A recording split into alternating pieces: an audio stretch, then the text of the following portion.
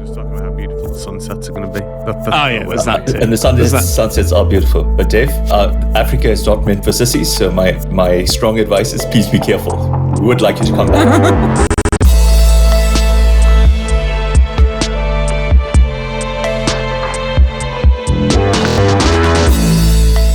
Welcome to Cloud Realities, an original podcast from Capgemini. And this week we're looking at how you reposition traditional business for a digital world. I'm Dave Chapman. I'm Esmee van der Giezen. And I'm Rob Kernahan. And I'm delighted to say that joining us today to discuss that subject is Sandeep Seeripat, the GM of Business Transformation and Tech at Twinings. Sandeep, how are you today and whereabouts in the world are you? Hi, Dave. Thanks for having me on the podcast. I am in sunny South Africa. Oh, amazing. Whereabouts? Johannesburg, actually. Oh, beautiful. Yeah, you've probably got better weather than we have here. Chilly, though. It was nice for about 3 days, wasn't it? We had that little burst of summer, and now it's gone back to being pretty chilly. Bright but chilly. Bright but chilly. A bit like you, Rob. Sandeep, tell us a little bit about your role. Okay, so my role is bringing two functions together. The one function is around technology, which is, I guess, a traditional CIO, CTO sort of role, and looking at business transformation and making sure that the two play very nicely together. Because I guess in the world today, transformation is definitely driven and enabled by technology. So important to nip those two things together. And I think the conversation we're going to have today, I think, is going to illustrate that very well indeed. And before we move on with the show, though, a big congratulations on a recent award, which is connected to today's conversation. So why don't you tell us about that? Sure. So the award is a customer success story from SAP UK, which was awarded to us, in fact, on the 8th of May, which was really amazing. And there were lots of participants. We were also the finalists in the SAP Global Innovation Award. I think both kind of represents the hard work that the team had gone through, the way we delivered the program, the way we're still delivering the program, and I think the impact that we're making to our business. Well, many congratulations. And we will get into that deep transformational story very shortly. But before that, Esmee and Robert, how are you doing today? Esmee, you are coming from an office, not your home room. No, office, because I have a client meeting directly after. So, from the office. And Very actually, good. it might sound a bit bad, but I have a very good day because I haven't been shit on the head by a dove. I mean, honestly, that's a good start to any day, isn't it? I mean, if I had a list of things to qualify my day, I'm not sure that would be on my list. Although if it did happen to you, you're very disappointed. Yes, and we have quite a large backyard and large trees, and then the dove sat exactly above my head. Right. And it happened while I was reading a book. And there's a backstory there because I actually believe that I've been saying this for 4 years now, that the doves are reincarnated family members. And one didn't like you. What did you do to them? What's the backstory there? Who have you wronged in your family? Well, that's now the big question. Here. Who was it? Who was it? And what have I done? I'm having a good day. I was once in London, and there was a guy stood there outside a pub holding his pints, and the bird did its thing, and it landed perfectly in the middle of the pint, and he didn't spot it, and it was like he went to drink it, and everyone went, no. It was absolutely perfect worse. Shot. Yeah. Then you really did something terrible. In modern times, if you'd have caught that on your camera, Robert, that could have gone viral. Oh, yeah. Could have been a social media sensation. Social media sensation. Millions of views in TikTok. Get 25 quid for it. Brilliant.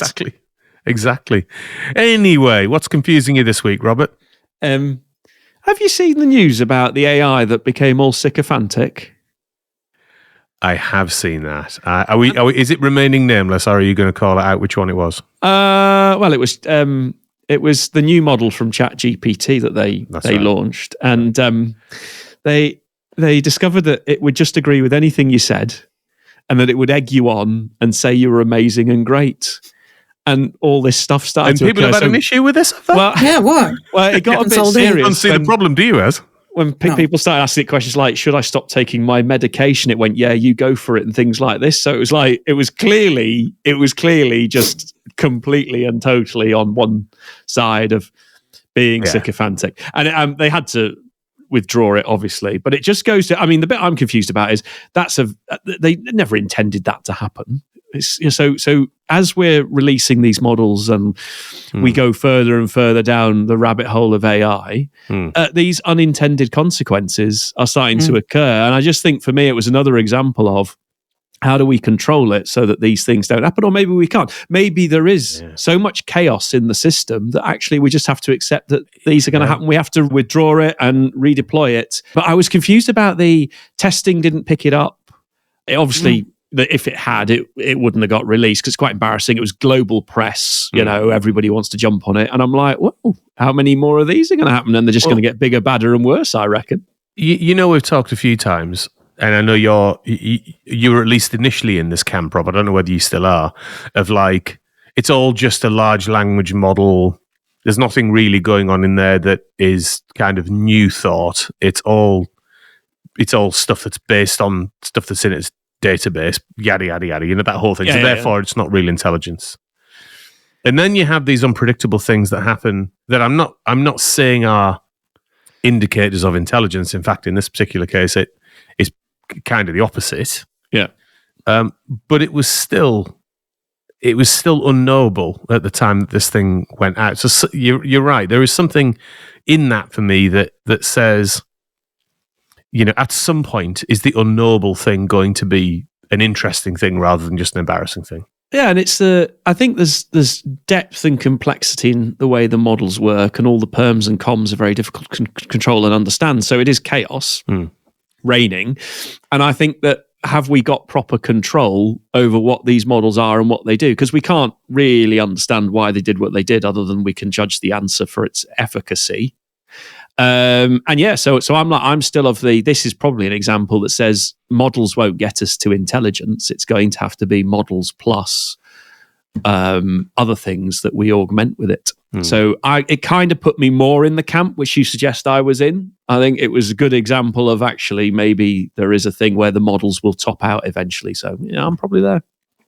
Great. So I think we'll continue probably to investigate that emergence of the unknowable in the world of AI, Robert, as we go forward. But I think for today, let's move on to our main subject, where we're going to explore how one can reposition a very traditional organization, but make it fit for purpose of the modern world. And Sandeep, let's start with what the main catalyst was from your perspective. The main catalyst for the transformation that we started off at Twinings was the world's changing, as we know that in every possible way, as consumers ourselves. And part of that definition is how we want to see our products, how we want to experience our products, the health dimension of our products. And all of those dimensions were quite important in us relooking at how do we, and when people look at Twinings, it's actually two brands. We have Twinings and Twinings Ovaltine. So the Ovaltine brand has a similar sort of story around heritage, but also around health. So being able to pivot to a more health and well-being brand, and therefore the products that represent that, was quite important for us. And therefore, understanding the technology that needs to be embedded to ensure that we can connect with the consumer and accelerate that philosophy of being a wellness brand and being able to deliver against the consumer's expectations was kind of the start of the journey. Right. And give us an insight into what was the leadership conversation like at that time? Was it that the leadership team had fully got their heads around what was going to be needed, or was it we just need to get started with something, or something in between those 2 points? Sure. The journey actually started with the fact when I joined the company back in 2019 was we know that my CEO at the time and CFO at the time were very clear that change was required. And we knew that digital was going to be a key part of this change. What it or the definition thereof was not very clear. When I joined, what we were trying to do, and again, just to give you some context around how Twinings operates, we are 10 different business units, and every single business unit is very autonomous. So everybody has their own P&L, everybody's empowered to drive certain engagements that actually help drive profit, and then also at the same time drive that consumer engagement. So that's the history of our organization. Very federated, very independent, and driven to ensure that those objectives around profit and consumer were very at the heart of what we do. And when we started having a conversation around, could we do things differently? And could we, for example, look at our supply chain differently, or look at our procurement processes or our finance processes differently, and IT differently? Could we have a different value proposition that enabled us to look at the things that were not core to our business, that were not our competitive advantage, and make that more standardized? But the things that were really, really close to us, our brands really, really important to us, the way our route to market is really important to us, and engaging with the consumer is really important to us. If those things are really kind of the magic sauce that makes Twinings Ovaltine who we are and as successful as we have been for the last 300 years, then what's the things that's left? And the things that were left were things like procurement, things like finance, things like supply chain. And we said, well, could we do that differently? And then the hypothesis was, if we can do it differently, what enables that different? And what had happened very clear was we needed to have technology to connect the dots to ensure that we can get an end-to-end visibility of our business, simplify where it made sense, drive efficiencies where it made sense, and then create the opportunity to be able to link to the consumer in a very different way. It was kind of the journey that we took all of our leaders through. And when you have an organization like yours, which is global, lots of different banners, brands, etc., and there's a lot of heritage, as you say, the 300 years, what was the initial conversation like with the markets and the sort of the different businesses, banners, etc.? How are they thinking about it? Because what you're saying is we might want to standardize where it makes sense, but keep the freedom where you need to be free, and they'll be used to a huge amount of autonomy in how they operate, and they just can do what they want to do. What was the initial conversation like? Were they on board really quickly, or did they have to get the value prop behind it and say, actually, there's a really good reason why we'd want to do this, you'll get benefit, etc.? I think when I look back at the success that we've had to date, part of the success has been the journey of the leaders understanding where we are and where we need to go. And that was not an overnight journey by any means, but the effort and the time spent in making sure that everybody's level set around the why was really, really critical. It took us probably the better part of a year to get people on that journey, to believe in the story, and then to support the story. Because my view is always, I'm doing this on your behalf. This is not me coming to the organization and wanting to change the organization. If we believe as a business to be competitive in the world that we're experiencing, how do we do that? Therefore, technology plays an important part of it. So for people to internalize that and understand, what does it mean for my business in Australia? What does it mean for my business in China? What does it mean for my business in North America? Was a hard journey. But I think when people started to understand the things that were not competitive, the things that needed to kind of spare up capacity, because again, we're an extremely lead organization. When my finance team are worrying about IT, or when my procurement team are dealing with trying to procure when we can procure globally, or supply chain team looking at how you plan, when those things are happening at every single market level, then it becomes a problem. We're not utilizing the things that's really special to us. And therefore, the conversation was, well, if we truly believe those things could be done, firstly, you've got to have the credibility to say it can be done differently. And I think choosing SAP was one version of that, because it was a very well-known, tried and tested technology in the world. So proof point around that was, yes, it works, great. The second thing is that other CPGs in our sector have done it for many years. So that's confidence around that. Then the question was, how do you internalize what other people have done to make us successful? And that was the journey. So once the decision was made, we're going to do this, the next question was, how are we going to do it? What was the history of change within the company? Because, past experiences usually build up towards the future. Was there a lot of resistance? So as a company, the tea business has gone through some sort of consolidation. So we've been able to consolidate our manufacturing to 2 key plants, one in Poland and one in the UK. So they've been able to kind of figure out, how do you operate in a global world? The Ovaltine businesses, not so much. But what this brought was it brought a common language to the entire business around how we're going to look at certain KPIs, how we're going to look at certain processes, and then how do you start looking at efficiencies, like something like planning. Instead of every single business unit trying to figure out planning by themselves, we found a way and a mechanism to say, well, we'll do the baseline forecast and cascade that down to each business. But the change around this fundamental change from being very federated to being more global is and still continues to be a challenge, because it cuts across, or it attacks the DNA of who we are as an organization. But I've got to give credit to the leadership believing that by finding this commonality where it made sense, it's going to speed up growth, it's going to speed up efficiency, it's going to speed up that connection back to the consumer. Because the logic being, if I build something, for example, in my UK market, I can now cascade that across the entire globe. Whereas in the past, I'd have to do that 10 different times. And therefore I lose speed, it becomes more expensive. So when that narrative started becoming reality, the sale becomes quite easy. But the journey to convince people that the path that we have chosen, the tools we have chosen, and the partners that we've chosen, that those were right, that was hard. And that's that proof point, isn't it? That you're ceding control away from where you had control. So there's got to be a lot of trust in the model. But to build trust, it's that what's the demonstration to say, like, you're now centralizing planning and forecasting at a baseline, and then the markets tweak it or improve on it. There's that. You've got to go through that. They've got to see that it's actually going to work, and then you get this realization. And it felt like maybe there was a flywheel effect that was going on in the organization. Well, is that fair to say, that they got confidence and it built and trust was there, and then it went that way? Or was there, early trust off the back of a few big successes? No, so I think your point was very valid, Rob, is that when I started this organization, we needed to create a strategy. We didn't have a strategy before. And the opening point of the strategy was kind of, one, we needed to redefine ourselves. Who were we as a tech function? And I remember we were being called an IS function at the time. And I said, at the heart of what we do, we're a business function. We're not technology for technology's sake. So we rebranded ourselves to a organization called BizTech, which was business first, technology second. And I wanted to remind everybody, you come to work not because of tech in itself. We come to work because we sell Ovaltine, we make tea, we engage with consumers. We're business people first and foremost. The second dimension, we've got to be proud of the fact that we are technologists at heart. So changing that name created a very different language across the entire organization around saying, these guys are not just kind of, and I remember using the term firefighters, we just fix stuff because it's broken. How do we change it? The next thing we did was we created a branding, which was BizTech partners that deliver wow. And so what I wanted to do was kind of bring certain language and mindsets to my team, but also to the broader business. And the first one was around partner.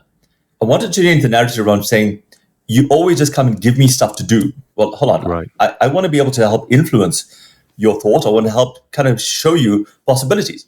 But you can't do that if it's a transaction. So let's do this through a partnership. And so that was the first kind of change around set the dimension around partnership.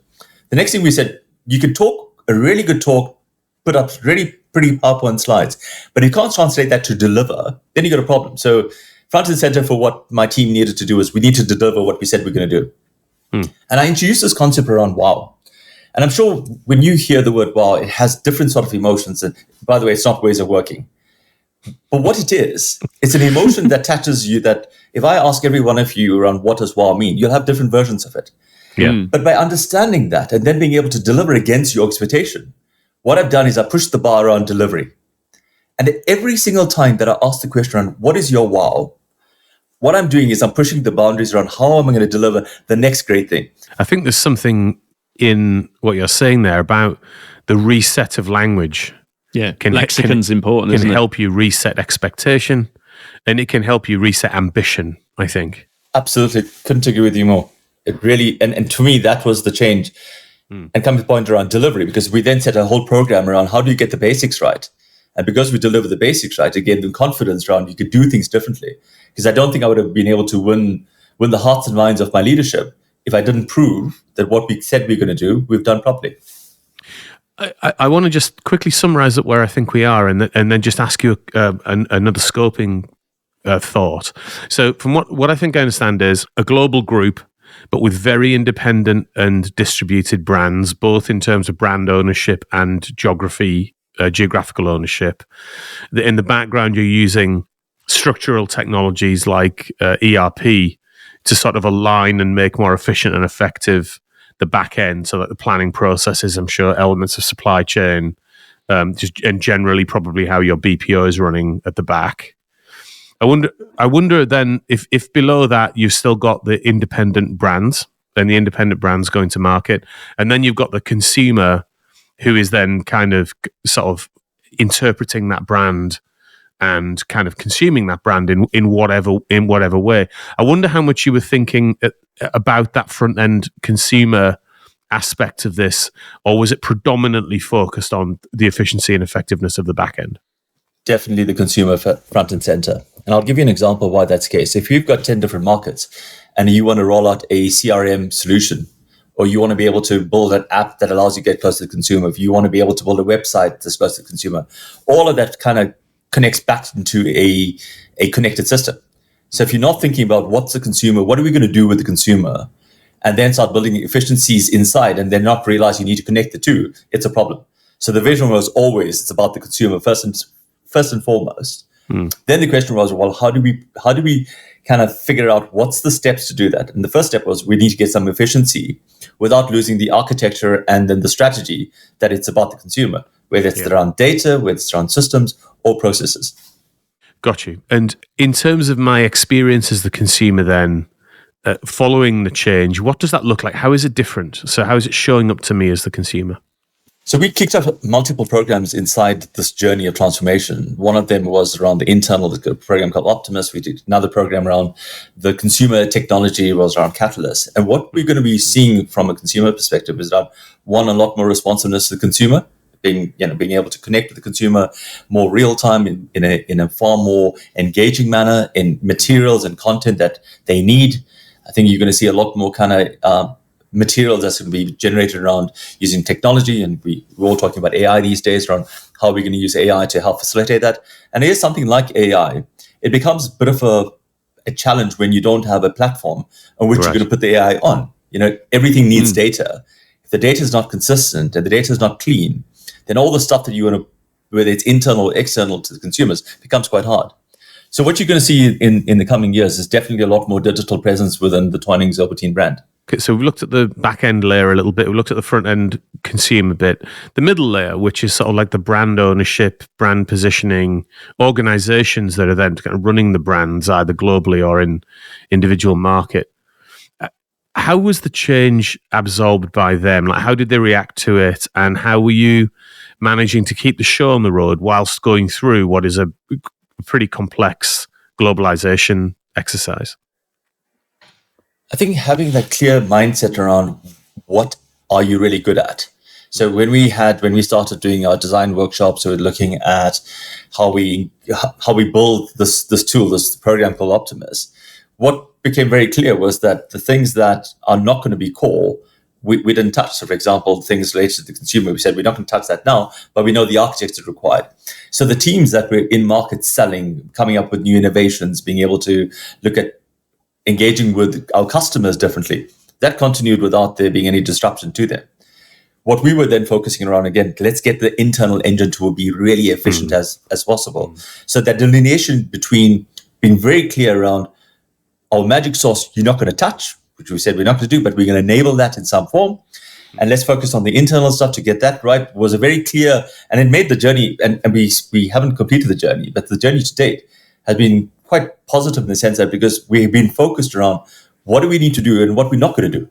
Yeah. With such a complicated system, it's always that balance in my head around where do we allow deviation for a brand or a market because it's legally required or actually it's the right thing to do versus the where should we standardize. And that tension in that conversation is a long old road, isn't it, to get that balance, striking the balance. Where do you think you are on that journey? Enough, balancing freedom and autonomy with the sort of we want to keep the core clean because actually you'll get more value out of it. Do you think that you're halfway there, you're almost there? That type of view would be interesting to hear about. There's a lot of things that I'm kind of proud of with the program that we embarked on. But one of the things I'm really, really proud of, and I'm sure you all would have heard this, that everybody tries to endeavor to keep the core clean. And we always talk about, technology around, I don't want to do customization and so forth. And I'm really proud to say that we've done three out of the 4 waves that we've completed. And I've had one customization that was forced upon us because of legal requirement in Poland. But we've got 0 customizations inside my entire journey. And then again, that's, most people talk about it as philosophy. Most people have an ambition. That was not a philosophy. It wasn't an ambition. We actually executed that. Because the supporting narrative to that principle was that if you want to accelerate growth, if you want to accelerate the new functionality, if you want to be able to connect the consumer, there's a basic understanding that the SAP world is going to be upgraded on a daily basis, weekly basis, monthly basis. If we want to take some of that capability and use it, but if you're going to customize everything to make sure that you want that special thing for you in a market, well, you're going to lose that opportunity. So ask yourself a question around, is that thing that you're asking for is going to help me sell more, make more, deliver more, and be able to get consumer? If the answer is yes, then it is absolutely competitive. But do it in a different way. Don't touch my core. And we delivered against that, which I'm really proud of. Cool. I think the creation of a system of record like that's robust and you can kind of keep evergreen as a result of what you just said also allows you then the space to disaggregate what really differentiates into a layer above that either is, kind of custom code, or it's specialist applications or PaaS or SaaS, or in future it could be agentic, right? So the agentic layer can run across the top of the system of record. So like absolute solid agreement on that as the architecture. I wonder if you also did a third layer, which was based on experience, whether that be consumer experience or whether that be employee experience. What were you thinking in those terms? Got to be honest, it was not critical in terms of our starting point around the experience, both the consumer experience or the employee experience, as a reason why we want to keep the core clean. But what we were quite clear about is that when we start looking at things like the employee experience and the consumer experience, that if everybody did a version of something that was different, then I couldn't build once and deploy many. And that's been the philosophy that we've had, is that we've always wanted to build once, deploy as many as you can, as quickly as you can, so that people get the advantage of it. So it was kind of an unintended, I guess, positive outcome of the strategy that we took. And I think it's going to bear fruits in many, many years to come. I wonder if we just take a step back from it and think about the design of the change journey that you guys have been on. There is lots of evidence to say that actually trying to over-design a macro change of the magnitude you're describing can really hamper your progress. You either are starting really linearly, or you're not responsive enough to what's actually going on with it, whether it's in your organization or within a market. But actually, when you're deploying something like a system of record in the very robust way you've been describing, that's quite noble and quite understandable. So I wonder how you were balancing what you can crack on with because it's been done before and there's good practice, with the unknowable aspects of what you're doing, whether it be in the business or how markets are responding, and how you created flex within the program. So I've introduced a concept called multimodal delivery in my organization. And the concept behind multimodal delivery is that the days of doing things in a linear fashion where I have to do this, then that, is gone. One, because the world is not in a linear fashion in that manner. So when we set up this program, what was clear around the clear systems of record, we said, right, let's go out and let's fix that. In parallel to that, we also knew that we need to get it close to the consumer. So we kicked up a different program around how do you engage with the consumer. Parallel to that, we said, well, we need to set up a new organization around how do you look at shared service centers, and we call them our hubs. So we knew that there were some process changes. We knew we need to get close to the consumer. We knew we need to look at the systems of record and figure out how we enable that. But all of those things were kind of very clearly defined as being a transformation program, because it was. If you listen to any of my podcasts or my engagements with people, there's never a mention of the word ERP or systems of record, because to me that's all secondary to what's the transformation journey Twinings over 10 years going through. And because we understood what the transformation was and what's the priority of each one of them was and what's the link between each one, because I think a lot of companies would do one and then do something else and then do something else. We thought, well, and they sort of out of phase, but they were all connected. So my system of record is connected to my shared service center, which is connected to my ability to look at my consumers. So each of these programs are well understood and well connected. And therefore, the change around that, I do change once. I don't change for one and then stop and do a change for another one, stop and do a change for the next. So the impact of change, I think, is, I guess, the positive side of it is that I'm going through this change journey with my organization once. And it is overwhelming. There's no two ways about that, because there's a lot of change. But at least people know that the end is in sight and they can see the value behind the end. And therefore, the buy-in to that becomes a lot easier. So I wanted to dig in a bit to critical success factors. So I think that's a good bridge to it. When you were setting this out, were they relatively straightforward and clear to establish and get alignment around? Or were there some of them that were more ambiguous that have had to evolve and emerge as you've gone along? I think it's a combination of both. I think the business case. And the one thing we were very clear when we started off this program, Optimus needed to have a business case that stands on its own 2 feet. And through that, there were some very clear business case objectives that we said, this is when we go live, this is what we need to achieve. And the really positive side of that is that we've set those metrics. Each of the business general managers have signed off against those business benefits. They've all looked at their P&Ls, and that's impacted in their P&Ls. So that was a clear thing about there was a buy-in. It's a buy-in from the top, driven by my CEO, my CFO, being said, that's what we're going to do. That gets cascaded down to all business units. But that was just the start of the journey. So the next part of the journey is how do you drive adoption? Because you could put a business case together and say, that's what you're going to do. But if you're not making sure that people utilize the system in the way that it was designed to give you the benefit, you have a problem. So we introduced this concept of the 3 A's, which is the first one is you've got to adapt your processes to that. Then you need to adopt the solution. And then you need to accelerate the value. And what that did was it kind of said, well, in every one of the KPIs we talk about, here's why we're doing it. Well, you can't get to value if you're not adopting. And if you're not adopting, we're not going to change your processes. You need to adapt your processes to that. And then you need to accelerate what we delivered, how we delivered it to get the value that we're talking about. So it made the story very, very clear to all of my stakeholders and the business units. What kind of period did it take you to get to that level of crispness in what you were intending to do? Again, did you explore your way to that over a period, or did you go and wrap a hot towel around your head and kind of try and kind of write it all down in a weekend sort of thing? I wish it was the latter. I wish it was a case of me sitting there and saying, hold on. In fact, I know what it is.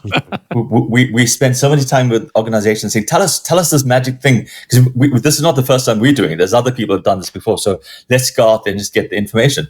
Yeah. And what we found, it was actually hard. It was very difficult to do that. So my team spent probably better part of 2 years really synthesizing this down to very specific KPIs, very specific actions, and very specific ownership, because there's one thing coming up with KPI, but there's no ownership against that. That's a problem. So we set up a whole new transformation organization to enable what I just described. Because again, I think a lot of these programs, you go live and everybody forgets and gets excited about go live, and then we say, well, let's just move on. Mm-hmm. What we've committed as an organization is that we're going to invest in the people to drive that transformation, drive the adoption, to make sure that the business case gets realized. How do you make sure that it's not a parallel world? Because I see that a lot of transformation offices being set up, but then it seems like they're the new ivory tower, right? Besides the Execom and besides real life. How do you make that connection? So part of that is that the teams are actually embedded inside the business units. So even though they report into me as a transformation function, they belong into business units. So my procurement leads will sit in procurement, planning would sit in planning, and so forth. So they belong. They have a home as in the transformation function, but the execution and the accountability is actually within each business unit to address that particular problem. Because what I don't want to do is to say, well, we're telling you all the problems, we're not showing you how to fix it. We're actually we're saying we're telling you the problems, we're actually helping you fix it, and we're seeing the results of that. So just stepping back, though, really interesting what you're saying there about the having to work through ambiguity to get to the clarity that can then get everybody kind of very purposefully aligned. I wonder why it is a process for every single organization. Is it, do you think, just because as humans, we're pretty terrible at writing this stuff down? You know, in the old days, we're not even very good at commenting code, never mind sort of writing down and synthesizing complex human systems, really. So is it that, and we just keep forgetting? Or is it the fact that it actually is so contextful to an organization, its culture, its age, its direction, its ambition, that it requires that work every time? I don't know whether you've considered that, Sandeep. So we went out and we spent a fair amount of time and money to kind of look at what's the leading KPIs out there. Again, so KPIs are not something that's new. Everybody has a KPI. And most businesses, it's about profit. That's the large thing. Make sure that you do things in a sustainable manner. Make sure that you're doing things and driving efficiency in your organization. So at the highest level, pretty much all organizations have got the same objective. I think the nuances to your point around, I think it's culture around how do I look at profit is different to how another organization looks at profit, or the way we dimension it. And then I think each business unit, so the challenge I've got is that if I've got 10 business units, say like 10 different organizations, all wanting to demand their version of a KPI. And so part of the journey was to standardize wherever we can. And that's still a hard journey. So I haven't got that right yet. But what I think is happening is that my challenge back to all of my leaders is around saying, so tell me that particular KPI that you wanted in that particular way. What decision are you making that's going to help you sell more, make more, deliver more? If you can explain that to me in a way that is really meaningful, then I'm happy to go and build it. And I think having those honest conversations, whereas I think, traditional IT organizations have always been, you want that KPI, I'll go and build it. In my organization and myself, I'm saying, hold on, let's have a conversation around why that is important. I'm not saying I won't build it. All I'm saying is that let's go through the conversation first. All right, can you dimension why that is the case? And what you find a lot of times is that, well, my predecessor had it and my predecessor before them had it. And therefore it's just become the KPI to measure. Yet the decisions around what are you doing with that and how often do you use it? I mean, I'll give you an example. Recently, we had one of the reports where the guy said, I need it real time. So I said, is that every second? He said, yeah, no, I need it at least every minute. I said, great, fantastic. What decision are you making on a daily basis when all your stock comes to you once a week? You go, are you changing your mind once a minute? Right. Yeah, are you pivoting? Yeah, it's like, why do you need that? And it's that sort of stuff. If you don't go to that level of questioning, we'll build a report that we need to give him an update every minute. To make something, I mean, it's a very good point. I mean, to make something real time can be very expensive. When you actually implement it, it can cost you a lot of money. Now, there might be huge validity in operational controls that need to be real time. Yep. But then there's another thing about, like you say, well, it's only arriving once a week, so maybe we need to have a little chat about this and see what because there are some big implications associated with those types of requirements that maybe the business don't understand. It's tick speed stuff for me, which is tick speed is about how your whole organizational human system functions together, and including your supply chains, your partnerships, all of those sorts of things. So changing one element in a system ain't going to make the entire system work fast. If you want to do something in real time, then you better be sure you understand the system and that the system is recalibrated for real time work. And I think that's a big thing that, like, many organizations miss when they think they're kind of moving into the sort of digital age or digital speed, is that it's so incumbent on their governance, their leadership decision cadence, their partnerships, the contracts that they sign, and then as well as all of the logistics and things that go with that. How deep did you have to go? How deep did you have to go, Sandeep? Or where are you up to, I guess, in terms of that tick speed journey? Still a journey. I mean, I think one of the interesting things is that we always, when we started this journey around Optimus, what we were saying is that you got these 10 business units that stand on their own 2 feet. But if you want to connect them all together, the unintended consequence, when somebody sneezes in China, it cuts across the entire organization. So putting the right checks and balances around real time has a consequence to it. Because if you want something real time, that means somebody elsewhere in the world needs to do that transaction in real time to make sure you make a real time decision. So we didn't explicitly have the timing conversation, but what we're quite explicit about the consequence of being connected. And what's the checks and balances do we need to put in place to be connected? Because if you want to live in a truly automated world, well, then I don't want anybody to touch the transaction from the time you do it to the time you receive it. Yeah. But for that to happen, there's a lot of things that need to happen in between. And I think as an organization, we're on that journey to get there, but we're not there yet. Absolutely not. No, I mean, I think that's definitely an unknowable part of the scale of transformation, isn't it? You can get some main building blocks in place, like your system of record, like some of your cultures, like some of the questioning you're doing. But actually, you're constantly going to be exploring your way through the nooks and crannies of that until ultimately you step back maybe in a few years' time and go, actually, you know what? When you take stock of this now, we've automated that process is running in real time, et cetera, but that then becomes the job of work of a digital organization, doesn't it? That constant iteration and refinement of everything. And that's why I think the job of a transformation officer, the dance of transformation, doesn't stop. I think you're just transforming different elements of it, but your base has to be right to transform. And I think for us, that was the journey, is that get the base right, and every bit of the cleverness and the exponential technology that comes after that should become a lot easier.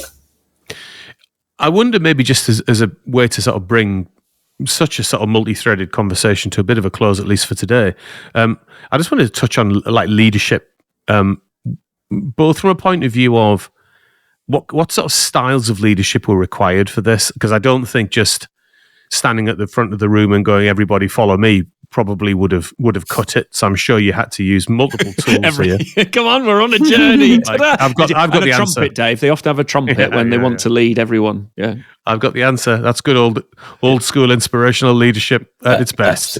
Number one, use trumpet. And then also, as part of finding what that was, what was that journey like for you personally? Kind of these things are not straightforward, are they? So what kind of learnings have you brought away from it? It's a really complex question, because I think as we evolved in this, I wish I had a recipe around exactly I'm engaging this way and therefore I'm going to do it this way. But let me try to synthesize it in some form. To convince with people why change is important, my starting point has always been around define a why that is so compelling that it's hard to argue the why. And in this journey, the why was, if we're going to become competitive in this new world and look at our consumers differently and look at our products differently and look at what's competitive to us, do we buy into that narrative? And the answer is yes. The how we execute that becomes the next. So the first part was trying to take something that's complex. And I think the problem, again, a lot of IT leaders do is we talk tech, when at the end of the day, we're business people first and foremost. So at no time did I talk about ERPs, at no time did we talk about architecture. We spoke about this is how we want to run our business. So I think being able to change the language to the audience was probably my first lesson around you got to be able to do that, just talk in a way that the influencers understand. Nobody wants to care about how many servers and what networks and all of that very cool stuff. They all they want to know is around, I want to make more, sell more, deliver more, and get the consumer to be excited. So I think the language, for me, choosing the language was important. I think the next thing is understanding the culture of the organization. It's very easy to come in from the outset. When I first came in, to have all these very clever ideas and see how people have done this and just ram a concept down people's throats, which I think I would have had a very short career in Twinings. But understanding the culture, then understanding which buttons to push when was quite important, because I had no right to challenge a 300-year-old business to say, well, you don't know what you're doing, because that's arrogance second to none. Yeah.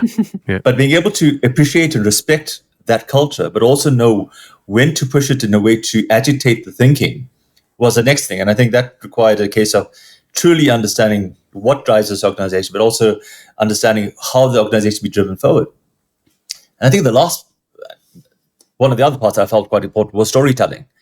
I think being able to tell the story in a way that people understand across from China all the way to North America was a skill set that I think that was really important to be able to. It's not a one size fits all. It's actually the ability to be able to navigate that. And I think the last part of that is a lot of resilience. I think if you don't have a belief system in yourself, and for me, that was my biggest learning thing. If I don't believe in why we're doing this, everybody else that looks up to me is going to look at this and say, hey, Sandeep, you got a flawed belief. Why should we follow you? I think that's been probably my biggest learning point.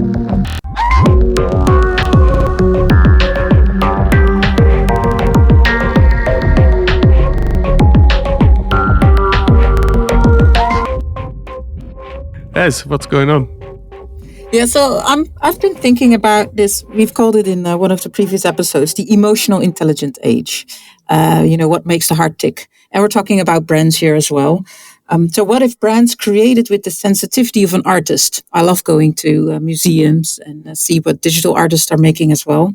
And in a world full of polished packaging, purpose statements, many brands, they claim to tap into that emotion. But, let's be honest, how many do you truly feel? And I think one of the most beautiful examples is the one with Dove. And I was actually giggling a bit because I just mentioned Doves in a completely different context. But in this case, I'm meaning about Dove's real beauty sketches. It didn't go viral because it talked about soap, because it is actually about soap, right? But it became a global movement and a moment because it held up a mirror to our self-image. So quietly, powerfully, without selling, it made people cry. So it made them pause, share, and that's not just branding, that's emotional intelligence in action.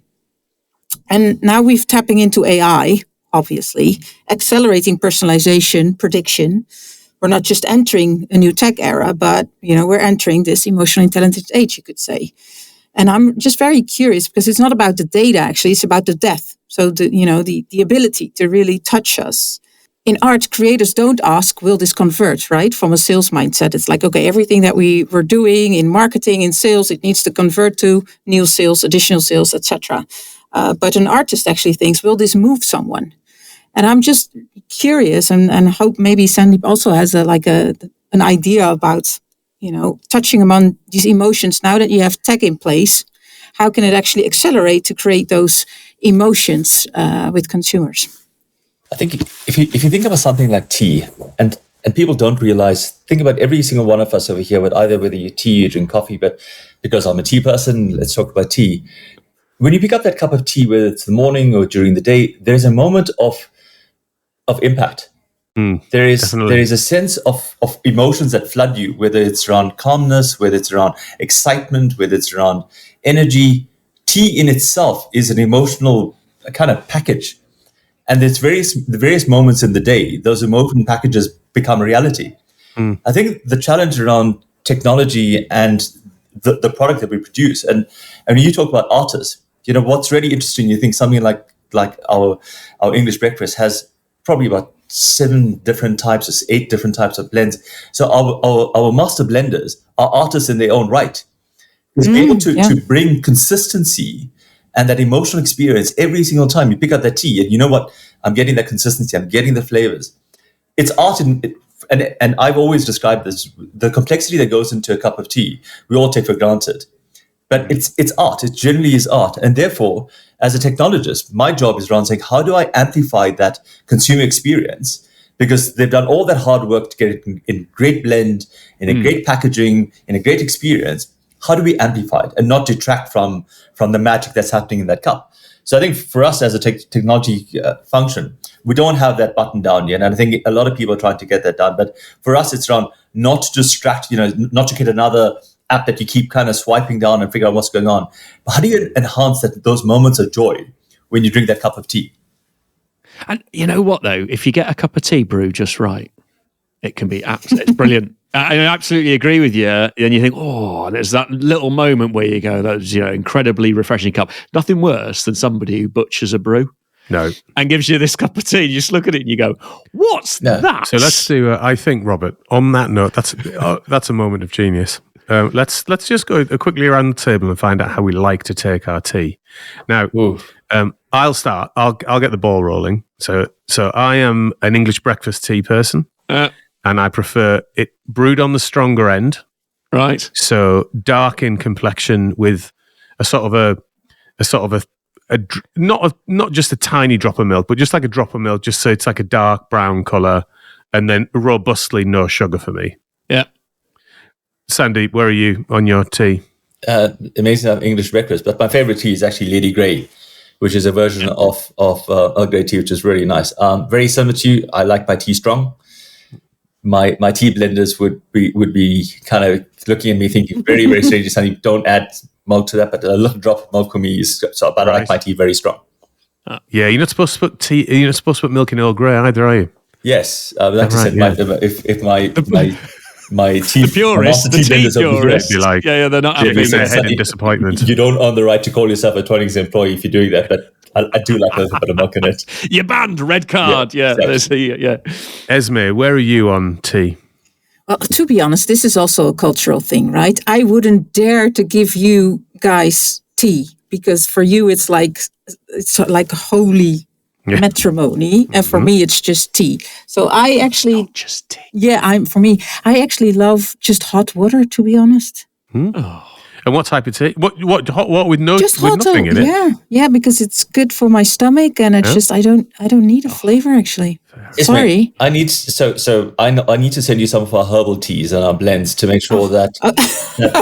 Okay. Again, there's hundreds and thousands of people like you that don't drink black tea or don't like black tea, but part of the reason why we brought in a whole lot of herbal range is because it actually addresses a different segment of the market. So if you like a particular herb or you like a particular kind of outcome, so like sleep or energy and so forth, I think we've got a whole selection to meet the requirement. So if I can convince you to become a different type of Twinings tea drinker, that's my goal. Well, that's the challenge. Okay. Challenge laid down there. Yeah, that's definitely so. Absolutely, 100%. Marcel, I'm going to come to you next. Now, if you've been a long-term listener of the show, you'll know that we had a bit of a ongoing debate about how to best make a scone, a jam and cream scone, cream tea.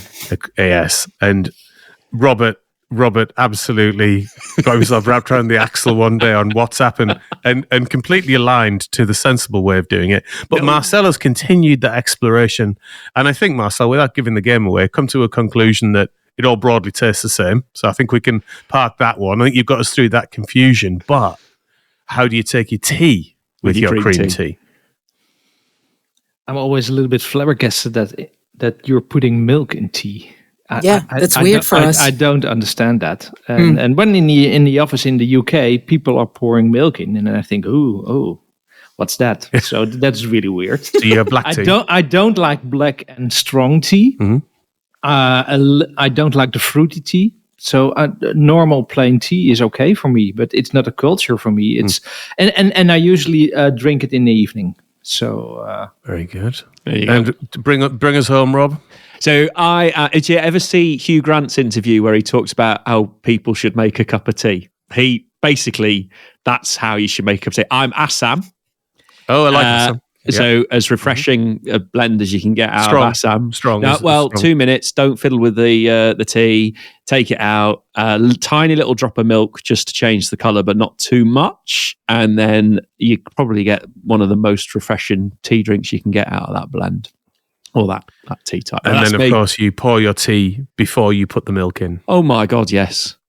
I thought I'd just make that clear. Just so we're clear, I'm going to push for that's criminal if you put the milk in before you put the tea. And people who put milk, I've seen somebody put milk on a tea bag and then pour the water on top, at which point you should just cart them out, arrest them, straight to jail. No judge or jury. I am not going to comment on whether I've ever done that before. But the other thing I want to just investigate in this important bit of consumer research we're doing here, use of a microwave to boil water, Rob. Oh, no. Oh, my. You know what? They troll us now. The Americans know how to trigger us. And it's that I'm just going to make a cup of tea bag, water, microwave, take it out, lukewarm. No, sorry. I have to turn it off. I have to look away. So, team, when you guys are down in the Strand, I would strongly recommend it. It's one of the oldest shops in London, I would think, which has been around there since 1706. It's a little store. If you blink, you'll miss it. But please go there. Get our blenders ready to educate you around what's the various types of teas, how you engage with the tea, because it is art. It generally is art. So I would think if you like museums, go to the tea museum down in the Strand, experience the different types of teas, learn the history, because the history is around milk is quite fascinating around why actually milk was done back in the early days, but it just become the norm in some parts of the world. But please. When you guys are ready, let me know, and I'll arrange for you guys to be enthralled by our tea blenders out there. Well, we will absolutely take you up on that. That sounds like an amazing way to spend some time. So, Sandeep, thank you so much for bringing your great story to us today, and we wish you luck with the remainder of the transformation. Thank you very much for having me, guys. Now, we end every episode of this podcast by asking our guests what they're excited about doing next. And that could be a great cup of tea that you've got lined up in the next half an hour or so, or it could be something in your professional life, or a little bit of both. Sandeep, what are you excited about doing next? Well, as I mentioned at the beginning of the podcast, I'm in South Africa, so I'm really excited about going to capture that perfect picture. So I'm a photographer by heart, so being able to go out and capture that amazing picture of the lion or the leopard or the elephant running after somebody, that could be fun in itself. But that's what I really refer to. I guess from a professional perspective, that we've been on an amazing journey to date. But like I said, it's the start of the journey. To see us now translate the ambition of what we started and execute against that, that's the part that really excites me. So, the journey for us is just starting, and therefore excited about where we're going to go next. Fabulous. Very quickly, what camera kit do you use? I love the idea of photography, but I've never quite managed to get into it. But I find cameras very seductive. I'm probably going to alienate half the people because I'm a Canon person, and then they'll be Nikon. Canon are better than Nikon. Nikon need not apply. Canon much better. It makes a better sound when you take a picture with the lens popping. Yeah. The sound, it's about the picture. Huh? No, it's not. When you use an SLR and you hit the button, the sound it makes when it takes the photo is part of your experience. When you're talking about emotion around photography, that little flip when the SLR properly goes off. That's very nice. I think you just halved your audience base at the moment, guys. I think Rob took the half of the Canon people and then really subdivided that with his aesthetic observations. Where do you stand on Leica? It's an amazing camera. I think if you can afford it, it's a beautiful camera. But for its price range, I think you get madly expensive. Very, very expensive. Very expensive. I mean, but their lenses and the quality of stuff is really, really good. But I think and the type of photography I do wildlife photography. That's not their, it's not their forte. I think from street and portraits and so forth, really, really good. If you would like to discuss any of the issues on this week's show and how they might impact you and your business, please get in touch with us at cloudrealities@capgemini.com. We're all on LinkedIn. We'd love to hear from you, so feel free to connect and DM if you have questions for the show to tackle. And of course, please rate and subscribe to our podcast. It really helps us improve the show. A huge thanks to Sandeep, our sound and editing wizards Ben and Louis, our producer Marcel, and of course to all our listeners. See you in another reality next week.